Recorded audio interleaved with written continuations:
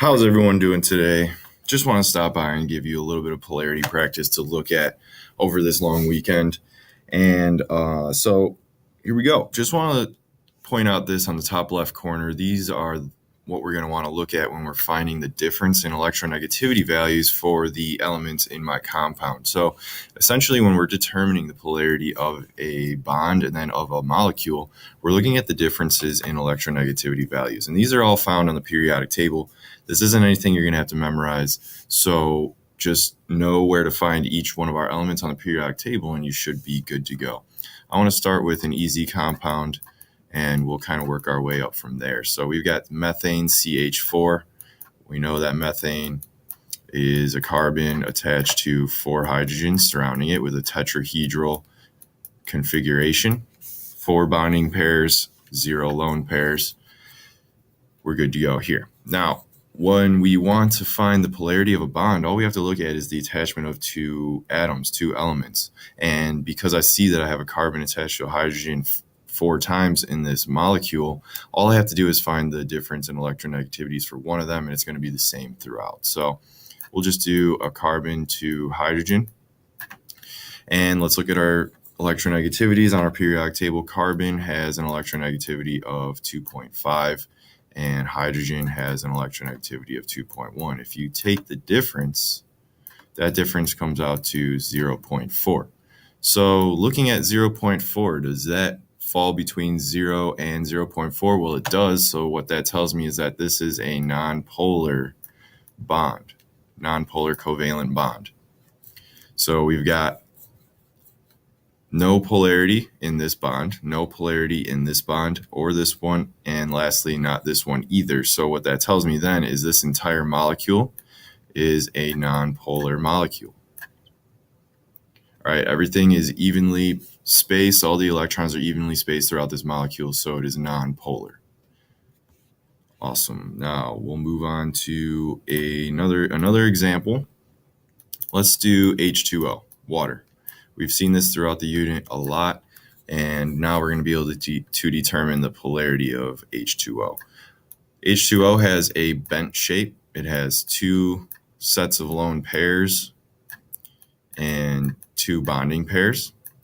So this is what oxygen looks like. We should be pretty used to seeing that. Now, we've got a bond between an oxygen and a hydrogen, and oxygen and hydrogen. So the same as our last example, we're just going to have to find the difference in electronegativities of only one of these bonds, because if we know one, we'll know the other. So from oxygen to hydrogen, oxygen has an electronegativity of 3.5, and hydrogen has an electronegativity of 2.1.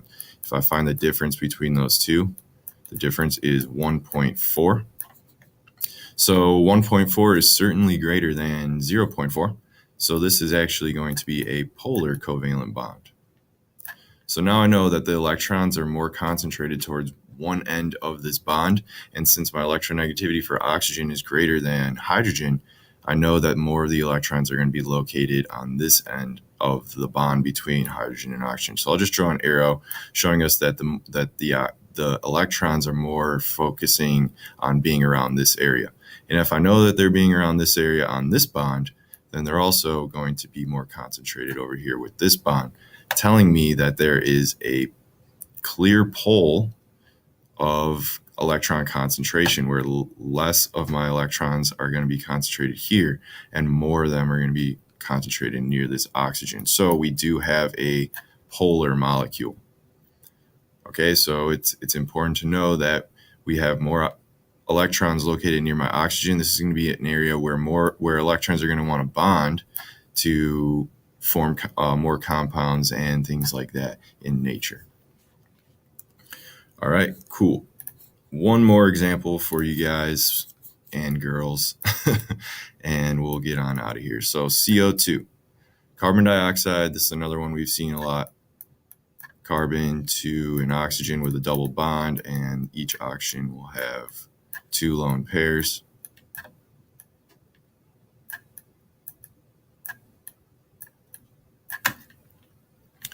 All right, we're good to go with my structure here. So same thing, we're just going to have to find the polarity of one of these bonds, because if we know this one, we're going to know this one as well. So the bond between carbon and oxygen, difference in electronegativities, I've got 2.5, 3.5. The difference is 1.0. All right, so 1.0 is greater than 0.4. So this is a polar covalent bond.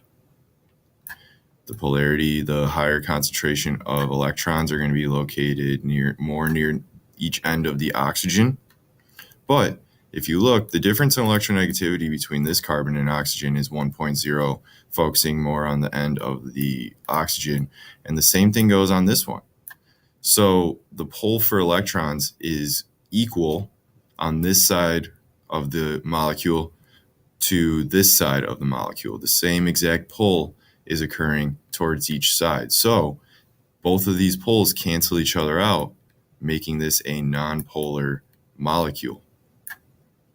So just because we have polar bonds within my molecule does not necessarily mean that it's going to be a polar molecule, as you can see in this example right here. All right, so there's 3 examples for you guys to take a look at. If you want some more help, if you want some more practice, feel free to email me and I'll give you some more practice to take a look at. Until then, I'll catch you guys on Tuesday. Enjoy your weekend.